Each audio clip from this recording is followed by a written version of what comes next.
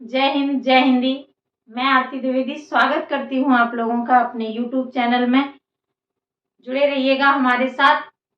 हम वीडियो का पहले मैंने एक वीडियो बनाया है भारतीय राष्ट्रीय आंदोलन पर, एक खाका बनाया, एक प्रारूप बनाया, एक तरीका बताया है कि कैसे आपको चीजें लिंक करनी है, कैसे याद करना है। आज हम पहला वीडियो बनाने जा रहे हैं उस पर, और ये वीडियो प्रॉपर वीडियो है जिसमें आपको सारी घटनाएं तिथि के साथ बताई जाएंगी। पर हम घटनाएं सिर्फ लिखाएंगे नहीं गाइड की तरह कि आपको रटना पड़े, आपको रटनी नहीं पड़ेंगी, आप पढ़ते पढ़ते उन्हें याद कर लेंगे। तो आइए सबसे पहले देखते हैं कि राष्ट्रीय आंदोलन क्या है। तो भारतीय राष्ट्रीय आंदोलन, भारतीय राष्ट्रीय आंदोलन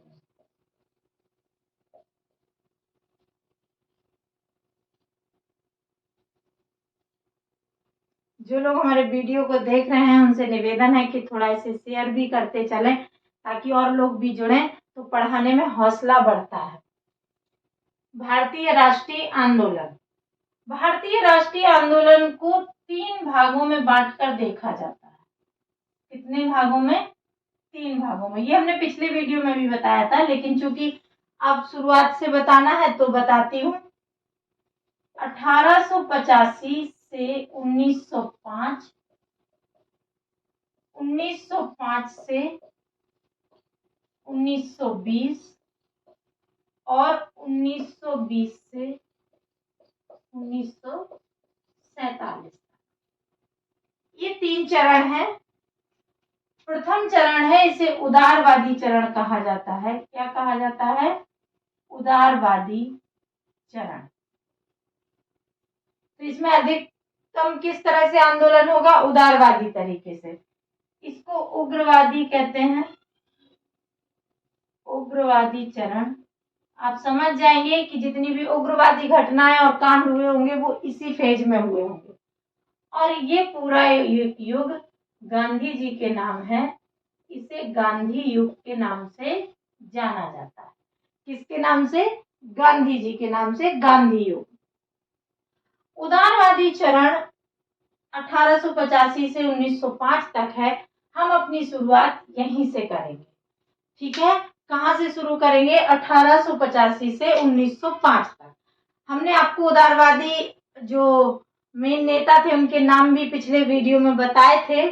इनमें मेन नेता जो रहेंगे उनके नाम मैं फिर से लिख देती हूँ। दादा भाई नौरोजी, दादा भाई नौरोजी, गोपाल कृष्ण गोखले,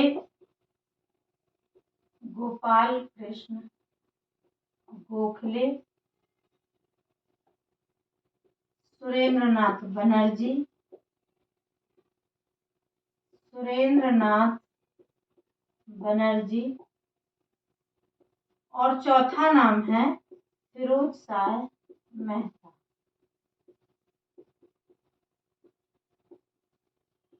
ये मेनली एक्टिव आपको दिखाई देंगे उदारवादी चरण में। और ये कौन है? ये उदारवादी नेता है, ठीक है? 1885 में मेन क्या होता है? कांग्रेस की स्थापना होती है। क्यों होती है? कौन करता है? क्या उसका स्थिति बना? इस पर हम बात करते हैं। उससे पहले हम बात करते हैं कि भारतीय राष्ट्रीय आंदोलन क्यों पनपा, स्थिति क्यों आई। सबसे पहले तो आप जानते हैं कि British east India company Bharat आती है 1600 ईस्वी में। 1608 में हॉकिंस आता है जो जहांगीर के दरबार में जाता है और फैक्ट्री स्थापित करने की आज्ञा मांगता है। सूरत में वो फैक्ट्री स्थापित करने की कोशिश करता है पर वहां संभव नहीं हो पाती। उसके बाद वो मछलीपट्टनम में 1611 में स्थापित करता है फैक्ट्री, और 1613 में बाद में जाके सूरत में भी वो अपनी फैक्ट्री स्थापित करता है। ये कंपनी के आगमन का समय था और वो उस समय व्यापार और लूटपाट के काम कर रही थी। धीरे धीरे धीरे धीरे आप देखेंगे 1757 ईस्वी प्लासी का युद्ध, उसके बाद 1764 बक्सर का युद्ध। ये दोनों युद्ध ने अंग्रेजों को यहाँ शासन करने के लिए स्थापित कर दिया। इन दोनों युद्धों के बाद अंग्रेज यहाँ न सिर्फ व्यापार करने लगे बल्कि हम पर शासन की स्थिति में भी आ गए, उनका राज्य स्थापित होने लगा। लगभग 100 साल के समय के बाद हमारे देशवासी परेशान होते होते होते होते 1857 की क्रांति करते हैं। और वो क्रांति की सबसे बड़ी स्थिति क्या है कि वो हमारा जो भारत है, मैं बनाती हूँ हल्का सा, हमारा ये जो भारत है,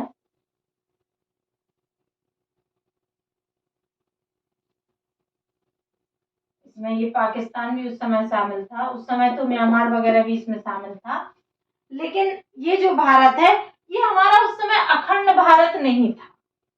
उस समय छोटी छोटी रियासतें थी, अलग अलग राज्य थे, और उन राजाओं के अपने अपने निहित उद्देश्य थे। वो अपने ही राज्य के लिए लड़ते थे, अपना ही राज्य उनके लिए महत्वपूर्ण था। इसीलिए जब 1857 की क्रांति हुई तो पूरा साउथ तो छुआ ही नहीं उस क्रांति को, नॉर्थ में ही हुई, और नॉर्थ में भी अलग अलग हुई। अवध अपने लिए लड़ रहा था, झांसी अपने लिए लड़ रही थी, कानपुर के नाना अपने लिए लड़ रहे थे, जो भी था वो सब अपने अपने लिए लड़ रहे थे। तो उसका परिणाम ये हुआ कि इसका अच्छा खासा दमन हो गया, और उसके बाद 100 साल तक कोई ढंग की कार्रवाई, कोई क्रांति दिखाई नहीं देती। छुटपुट आंदोलन होते हैं अगल बगल छोटे छोटे स्तर पर, और उन्हें अंग्रेज जब चाहे दबा देते हैं, कोई विशेष महत्व उनका नहीं था। राष्ट्रीय आंदोलन की स्थिति कैसे बनी, क्यों बनी? तो सबसे पहले इसमें दो घटनाएं ऐसी हैं जिसमें इसने विशेष काम किया राष्ट्रीय आंदोलन के लिए। एक तो सबसे पहली बात थी 1835 में जो शिक्षा का माध्यम था, शिक्षा का माध्यम क्या हो गया? अंग्रेजी। आप लोग कहेंगे इससे क्या फर्क पड़ गया? इससे फर्क पड़ा, इससे क्या फर्क पड़ा कि जैसे नॉर्थ इंडियन को अगर साउथ इंडियन से बात करनी हो तो उसके पास कोई संपर्क भाषा नहीं थी, वो आपस में एकजुट कैसे होते? क्योंकि उनकी तो अपनी अपनी भाषा थी, अपने अपने राग थे, कोई किसी से बातचीत ही नहीं करता था, तो एक दूसरे के दुख भी साझा नहीं थे, सुख भी साझा नहीं थे। पर अंग्रेजी जब ये भाषा हुई तो इससे हमें क्या मिला? इससे एक चीज तो हुई कि हमें संपर्क भाषा मिल गई, संपर्क भाषा मिल गई भारतीयों को, तो वो नॉर्थ से लेकर साउथ तक लोगों से बातचीत करने लगे। दूसरा इससे क्या हुआ कि अंग्रेजी हम सीखे तो हमने इनके भी ग्रंथ पढ़े, अंग्रेजों के बारे में भी पढ़ा, और इसमें हमने जाना कि इंग्लैंड जो है, इंग्लैंड जो है ये क्या है? ये एक राष्ट्र है। इंग्लैंड क्या है? एक राष्ट्र है। तो हम क्या है? ये राष्ट्र है तो हम क्या है? प्रश्न आएगा ना, अगर ये राष्ट्र है तो हम क्या है? तो हमारे माथे पर प्रश्न चिन्ह था, क्योंकि हम राष्ट्रीय भावना से ओतप्रोत थे ही नहीं, हम क्षेत्रीयता में बटे हुए थे, हम स्थानीय अपनी स्थिति में थे, हमारे लिए राष्ट्रीय भावना कुछ थी ही नहीं। तो जब इनको जाना कि ये राष्ट्र है इसीलिए हम पे राज्य कर पा रहे हैं, क्योंकि ये एक है और हम राष्ट्र नहीं है, तो सबसे पहले हमने राष्ट्रीयता जानी, राष्ट्र जाना, उसके बाद ही तो राष्ट्रीय आंदोलन आएगा। जब हम जानेंगे राष्ट्र क्या है तभी तो राष्ट्रीयता की भावना आएगी। और ये शिक्षा में, ये अंग्रेजी माध्यम जो शिक्षा हुई 1835 में, इसका परिणाम हुआ कि हमारे अंदर राष्ट्रीयता की भावना बढ़ी। तो दो चीजें हो गई, क्या क्या हो गया? एक तो संपर्क भाषा के बारे में, हम संपर्क भाषा मिल गई, दूसरा राष्ट्रीय भावना का उदय हो गया लोगों के दिल में। ठीक है, दो चीजें हुई, दो चीजें हो गई जो क्या करेंगी? राष्ट्रीय आंदोलन को एक दिशा देने का काम करेंगी। और इसी के बाद आप देखिएगा एक क्षेत्रीय राजनीतिक संगठन की स्थापना होती है। आप कहेंगे कि मैम राष्ट्रीय आंदोलन पढ़ा रही तो क्षेत्रीय क्यों बता रहे हैं? ये इसलिए बता रहे हैं क्योंकि ये पहला राजनीतिक संगठन है, पहला राजनीतिक संगठन है, इसलिए इससे प्रश्न पूछे जा सकते हैं। क्या है? पहला राजनीतिक संगठन है। कब इसकी स्थापना होती है? कब इसकी स्थापना होती है? 1838 में। कब होती है? 38 में। कहाँ होती है? कलकत्ता में। कौन करता है? इसकी जो स्थापना करते हैं, संस्थापक या अध्यक्ष कह लो, वो करते हैं द्वारकानाथ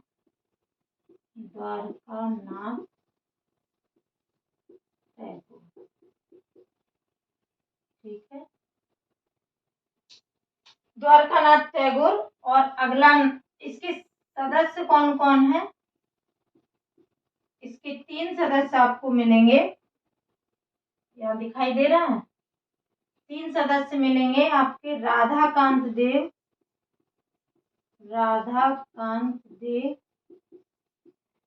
काली कृष्णन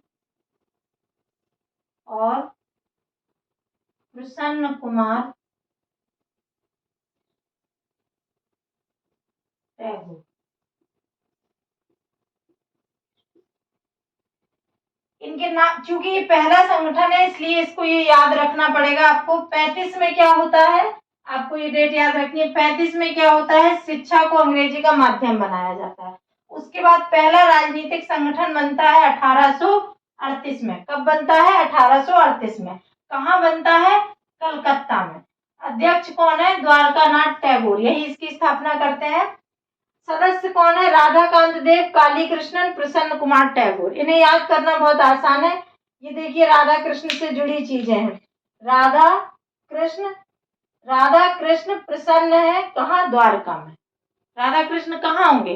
द्वारका से जुड़े होंगे, और द्वारका में रह के क्या करेंगे? प्रसन्न रहेंगे। राधा कृष्ण अगर साथ साथ द्वारका में होंगे तो प्रसन्न होंगे। इस तरह आप इन्हें थोड़ा बहुत ट्रिक बना के याद कर सकते हैं। मैं बहुत ट्रिक में भरोसा नहीं करती, पर ये चूंकि ट्रिक नहीं है, सीधे सीधे नाम है, राधा कृष्ण प्रसन्न रहते हैं द्वारका में, सब उन्हीं से जुड़े हुए हैं, इसलिए बोल दिया। तो ये आपको याद रहेगा। पहला राजनीतिक संगठन कब बनता है? 1838 में। कहाँ बनता है? कलकत्ता में। अध्यक्ष कौन है? द्वारकानाथ टैगोर है, यही इसकी स्थापना करते हैं। सदस्य है राधाकांत देव, काली कृष्णन और प्रसन्न कुमार टैगोर। मिटा देती हूँ, अगर आपको स्क्रीनशॉट लेना है तो ले सकते हैं।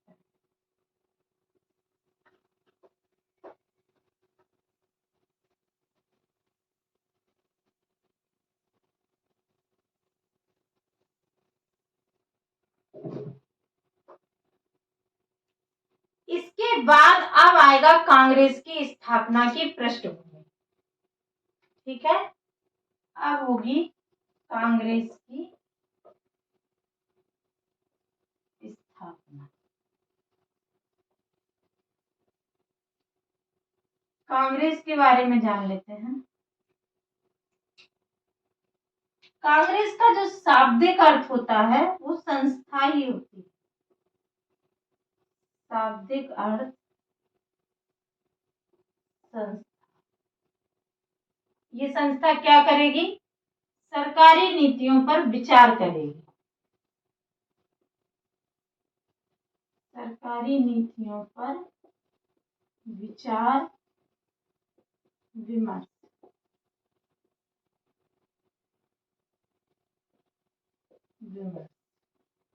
ठीक है, ये कांग्रेस का शाब्दिक अर्थ हुआ। और कांग्रेस शब्द का, कांग्रेस ये लिया कहां से गया है? कांग्रेस शब्द तो ये यूएसए से लिया गया है। सबसे पहले कांग्रेस शब्द कहाँ मिलता है? यूएसए में मिलता है। कहां से लिया गया? यूएसए से लिया गया। और जब इसकी स्थापना होती है तब इसका नाम शुरू में भारत में क्या होता है? भारतीय राष्ट्रीय संघ। क्या नाम रहता है इसका? भारतीय राष्ट्रीय संघ। क्या नाम रहता है? भारतीय राष्ट्रीय संघ। लेकिन दादा भाई नौरोजी को श्रेय जाता है इसका नाम बदलने का। दादा भाई नौरोजी की सलाह पर, दादा भाई नौरोजी की सलाह पर इसका नाम संघ की जगह क्या कर दिया जाता है? कांग्रेस। और इसकी हमें जानकारी कहाँ से मिलती है? इसकी जानकारी हमें एक समाचार पत्र से, न्यूज़पेपर से मिलती है जिसका नाम है हिंदू। और हिंदू के 5 दिसंबर 1885 के अंक में इसके बारे में छपा था, भारतीय राष्ट्रीय कांग्रेस के बारे में। कब छपा था? ये पृष्ठभूमि है एक तरह से, पर ये इससे प्रश्न पूछे जा सकते हैं कि कांग्रेस का विचार कहाँ से आया? यूएसए से आया। पहले इसका नाम क्या था? भारतीय राष्ट्रीय संघ था। किसकी सलाह पर इसका नाम भारतीय राष्ट्रीय कांग्रेस हुआ? तो दादा भाई नौरोजी की सलाह पर इसका नाम भारतीय राष्ट्रीय कांग्रेस हुआ। इसकी सर्वप्रथम जानकारी हमें कहाँ से मिलती है? तो हिंदू न्यूज़पेपर से मिलती है। 5 दिसंबर 1885 में इसका अंक छपता है। कब? 5 दिसंबर 1885 के अंक में हमें ये जानकारी मिलती है भारतीय राष्ट्रीय कांग्रेस के बारे में। इसकी स्थापना कौन करता है? भारतीय राष्ट्रीय कांग्रेस, इसे मिटा देती हूँ, थोड़ा सा लिखते बन जाएगा।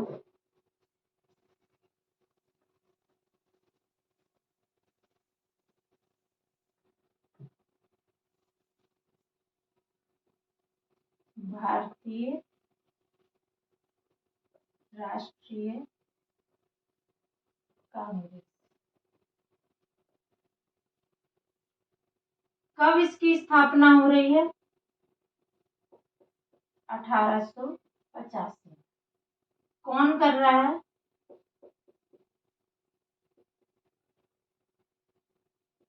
ए ओ ह्यूम। ये अधिकारी हैं, अंग्रेज अधिकारी हैं, रिटायर्ड ICS अधिकारी, अंग्रेज अधिकारी हैं। ये कांग्रेस की स्थापना कर रहे हैं। आप लोग सोच रहे होंगे कि ए.ओ. ह्यूम जो अंग्रेज अधिकारी है वो भारतीय राष्ट्रीय कांग्रेस की स्थापना क्यों कर रहा है? पहले थोड़ा सा और जान लेते हैं, फिर इनके बारे में बताते हैं। इस समय जो ब्रिटेन में सरकार थी, जो पीएम थे, इस समय जो ब्रिटेन में पीएम थे वो उदारवादी पार्टी के थे। किस पार्टी के थे? उदारवादी पार्टी के थे। और उनका नाम था ग्लैडस्टोन। ग्लैडस्टोन कौन सी पार्टी के ये हैं? ये उदारवादी पार्टी के। 3 पार्टी हैं, उदारवादी, रूढ़िवादी और श्रमिक। ये जब हमारा देश आजाद होगा उस समय लेबर पार्टी होगी। ये उदारवादी पार्टी के हैं। और भारत सचिव एक पद होता था जो भारत की सरकार के लिए काम करता था, लेकिन ये इंग्लैंड का ही एक सांसद होता था। भारत सचिव जो था ये 1858 में जब क्राउन के पास चला गया, भारत का राज्य क्राउन के हाथों में चला गया, उस समय भारत सचिव का पद निर्माण किया गया था। तो उस समय कौन से भारत सचिव थे? क्या नाम था? Randall Churchill. और वायसराय कौन थे? वायसराय कौन है इस समय? वायसराय है इस समय डफरिन। ये प्रश्न आपसे पूछे जा सकते हैं। भारतीय राष्ट्रीय कांग्रेस की स्थापना 1885 में होती है। कौन कर रहा है? ए.ओ. ह्यूम कर रहे हैं। Allan Octavian Hume, retired ICS अधिकारी हैं। पीएम इस समय ग्लैडस्टोन है, उदारवादी पार्टी से हैं। भारत सचिव रैंडल चर्चिल हैं। और वायसराय डफरिन है। वायसराय भी 1858 से ही कहा जाने लगा। उससे पहले ये गवर्नर जनरल होते थे और लास्ट गवर्नर जनरल कैनिंग था। फर्स्ट वायसराय भी कैनिंग था। और ये कांग्रेस की जब स्थापना हो रही है उस समय कौन सा वायसराय है, तो उस समय डफरिन है। अब हम बात कर रहे थे कि ए.ओ. ह्यूम जो कि एक अंग्रेज अधिकारी है, वो ऐसी संस्था की स्थापना क्यों कर रहा है जो कि बाद में उन्हीं के देशवासियों को भारत से खदेड़ने का काम करेगी।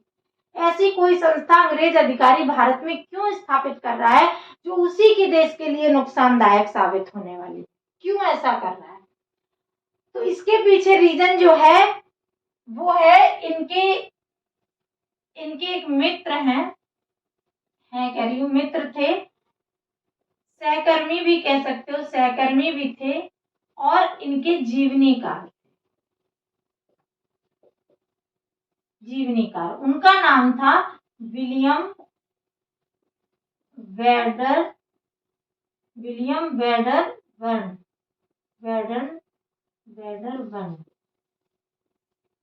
वेडर वन ये क्या थे? William Wedderburn. इन्होंने जो जीवनी लिखी वो जीवनी 1913 में प्रकाशित होती है। कब होती है? 1913 में प्रकाशित। तो हमें 1913 में जब ये प्रकाशित हुई तब पता चला कि इन्होंने अपनी जीवनी में लिखा है, इन्होंने जीवनी में लिखा था, ये किसकी जीवनी लिख रहे हैं? ए.ओ. ह्यूम की। उसकी जीवनी में इन्होंने कहा कि लॉर्ड लिटन के समय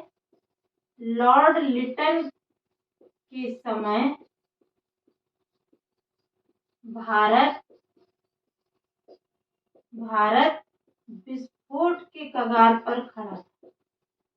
विस्फोट के कगार पर खड़ा।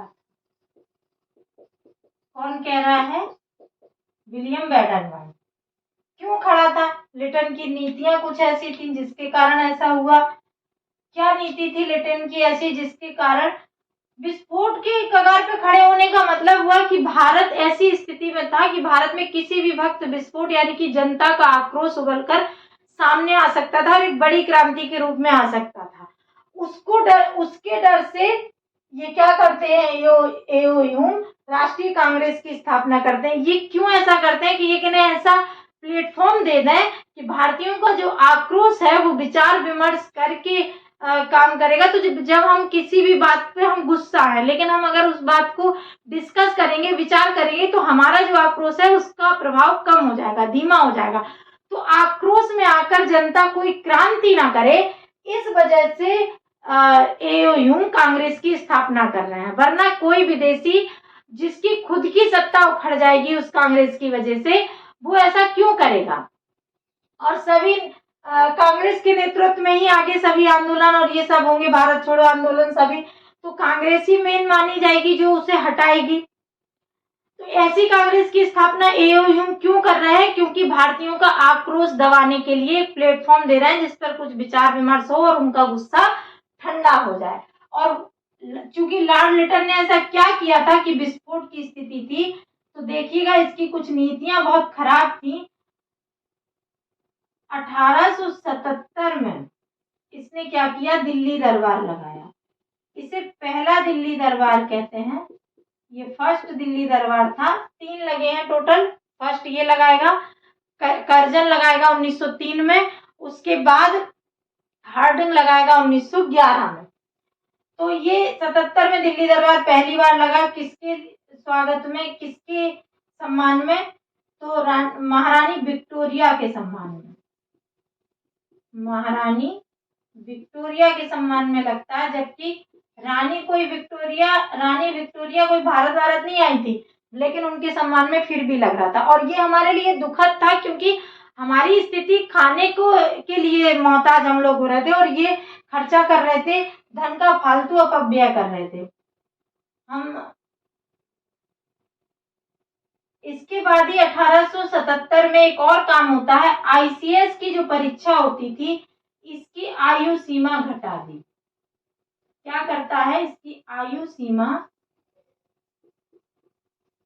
घटा दी। कितनी कर दी? 19 वर्ष।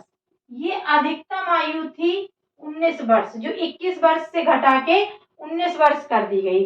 1877 में दो घटनाएं होती हैं, एक दिल्ली दरबार होता है, दूसरा आईसीएस की परीक्षा कि में आयु घटा दी गई। हमारे यहाँ से लोग सिलेक्ट हो रहे थे आईसीएस में, तो इनको लगा कि ये तो हमारे राजकाज में अधिकारी बन के आ जाएंगे, तब तो ये लोग भारत के लिए इनके पास सॉफ्ट कॉर्नर रहेगा, तो क्या करें, इसकी आयु घटा दें। और इसका आक्रोश ऑब्वियस मन में आएगा। आज हमारे पास पीसीएस देने की आयु 37 साल या 40 साल है, अभी घटा के उसको 20 साल कर दिया जाए तो अभी आंदोलन शुरू हो जाएंगे सरकार के प्रति।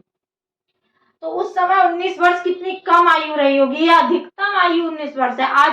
आज हम आईसीएस की परीक्षा, यानी कि जो आज की आईएएस की यूपीएससी की परीक्षा है, वही आईसीएस की परीक्षा थी, इंपीरियल सिविल सर्विसेज। और आज हमारी परीक्षा 21 वर्ष से स्टार्ट होती है 35 वर्ष तक, और उस समय ये 21 से 35 या 21 से 32 इस तरह अलग अलग कैटेगरी में है। तो अगर 32 भी जाती है तो 21 से स्टार्ट हो रही है, और यहाँ 19 पे आयु समाप्त हो जा रही है, यानी कि 19 से पहले ही आप अधिकारी बनिए तो बनिए, वरना खत्म कर। दो काम ये थे जिससे भारतीयों में गुस्सा था। दो काम और ऐसे थे जिन पर भी भारतीयों में गुस्सा था, यहाँ लिख देती हूँ, स्क्रीनशॉट लेना हो तो ले लो।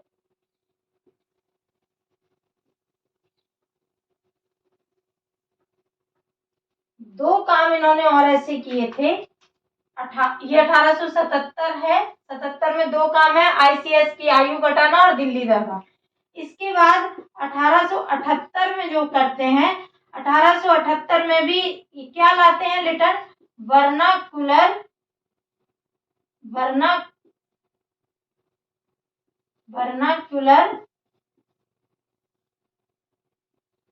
वर्नाकुलर प्रेस है, जिसमें किसी भी भारतीय भाषा में छपने वाले अखबार को, न्यूज को पहले मजिस्ट्रेट के पास रखना होगा, वो अनुमति देगा तो ही आप छाप पाएंगे, नहीं तो न्यूज नहीं छपेगी।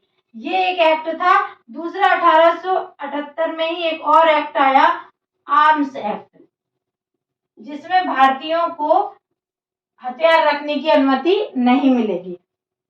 8 है, एक्ट है, इससे याद रख सकते हैं। 1878 में दोनों एक्ट आए थे, और 77 में दिल्ली दरबार लगता है, और आईसीएस की उम्र घटा के 19 वर्ष की जाती है। ये चार चीजें ऐसी थी जिससे जनता में बहुत आक्रोश था, और इस आक्रोश के कारण एक भूमि तैयार हो रही थी कि जनता कभी भी आक्रोश कर देगी। और जनता के आक्रोश से बचने के लिए एओ ह्यूम भारतीय राष्ट्रीय कांग्रेस की स्थापना करते हैं 1885 में।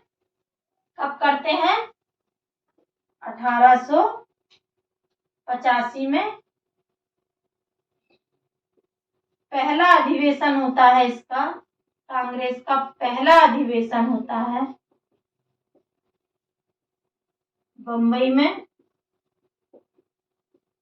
बम्बई के ग्वालिया टैंक मैदान। ये 1885 में अधिवेशन होता है दिसंबर में। सारे अधिवेशन जो वार्षिक अधिवेशन है वो लगभग अधिवेशन दिसंबर में ही होंगे, क्योंकि अंग्रेजों का शासन है। 25 दिसंबर के आसपास छुट्टियां होती थी सरकारी, जो क्रिसमस डे होता है और विंटर वेकेशन। और जितने भी ये उदारवादी नेता जो इसमें काम कर रहे हैं, वो कोई बड़े वकील हैं, कोई कुछ है, तो वो छुट्टियों में ही यहाँ आते थे। इसीलिए लाला लाजपत राय कहते हैं ये पढ़े लिखे लोगों की छुट्टियों का मनोरंजन है। कांग्रेस जो है वो कुछ एजुकेटेड लोगों के मनोरंजन का साधन है, तो छुट्टियों का मनोरंजन है, ऐसा वो बोलते हैं लाला लाजपत राय बाद में।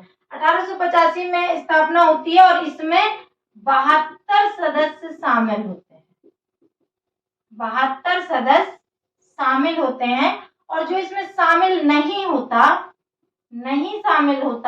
वो एक बड़ा नाम है सुरेंद्र नाथ बनर्जी का। सुरेंद्र नाथ बनर्जी इसमें शामिल नहीं होते। क्यों नहीं शामिल होते सुरेंद्र नाथ बनर्जी, ये प्रश्न भी आपके दिमाग में आएगा, क्योंकि ये उदारवादी नेताओं में प्रमुख हैं, तो इनको शामिल होना चाहिए, पर ये क्यों शामिल नहीं हो रहे हैं। सुरेंद्र नाथ बनर्जी शामिल नहीं हो रहे हैं इसमें। ये प्रश्न पूछा जा सकता है कि सुरेंद्र नाथ बनर्जी इसमें कांग्रेस के पहले अधिवेशन में कौन सा उदारवादी नेता शामिल नहीं होता। तो सुरेंद्र नाथ बनर्जी इसमें शामिल नहीं होते क्योंकि वो अपना एक अलग जो पहले से वो अपना एक संगठन बनाए हुए थे, इंडियन एसोसिएशन का। क्या नाम था? Indian association. ये भी पूछा जा सकता है कि ये किसका, ये भी पूछा जाता है कि कौन शामिल नहीं हुआ था। तो एसएन बनर्जी, ये नहीं पूछा जाता क्यों शामिल नहीं हुए थे, लेकिन ये आपको क्यों शामिल नहीं हुए थे ये जान जाओगे तो ये भी जान जाओगे कि इंडियन एसोसिएशन किसने संस्थापित किया था। तो ये किसका था? एसएन बनर्जी ने इसको बनाया था। इसके दो राष्ट्रीय सम्मेलन होते हैं। राष्ट्रीय सम्मेलन एक होता है 1883 में, एक होता है 1885 में। इसकी जो स्थापना है वो होती है 1876 में ये संगठन बनता है। 1883 और 1885 में दो इसके राष्ट्रीय सम्मेलन होते हैं। ये कहाँ होते हैं? कलकत्ता में। कहाँ होते हैं? कलकत्ता में। पहले की अध्यक्षता करते हैं आनंद मोहन बोस। आनंद मोहन बोस। और इसकी अध्यक्षता स्वयं एसएन बनर्जी करते हैं। यही मेन कारण था कि ये कलकत्ता में थे एसएन बनर्जी, यहाँ इस सम्मेलन की अध्यक्षता कर रहे थे। इसी कारण 1885 के बम्बई अधिवेशन में, जो पहला अधिवेशन था कांग्रेस का, उसमें एसएन बनर्जी शामिल नहीं हो पाते हैं। ये आपकी एक तरह से पृष्ठभूमि थी उदारवादी चरण के, राष्ट्रीय आंदोलन की उदारवादी चरण की, जिसमें 1885 से स्टार्ट है, यानी कि कांग्रेस की स्थापना से स्टार्ट है। कांग्रेस की जो महत्वपूर्ण अधिवेशन है, शुरुआती अधिवेशन, वो जानना आपको राष्ट्रीय आंदोलन में बहुत जरूरी होगा। उन पर बात करने के साथ साथ आगे हम बात करेंगे। तो अब कांग्रेस के जो अन्य अधिवेशन है, बहुत ज्यादा नहीं बताऊंगी, 5 या 6 अधिवेशन जो आपको जानना बहुत जरूरी है वो बताऊंगी। उनसे कैसे राष्ट्रीय आंदोलन आगे बढ़ा उस पर बात करेंगे। फिर 1905 तक जाएंगे। तो आज के लिए इतना ही। नेक्स्ट अगली वीडियो में बताएंगे। बड़े वीडियो नहीं बनाएंगे ताकि आप बोर ना हो और आप हमारे साथ जुड़े रहें। आपको पूरा राष्ट्रीय आंदोलन करवा दिया जाएगा। आपको कहीं से कुछ भी पढ़ने की जरूरत नहीं है। आप लोगों को कैसा लगा ये कमेंट्स बॉक्स में जरूर बताइएगा। बहुत बहुत धन्यवाद।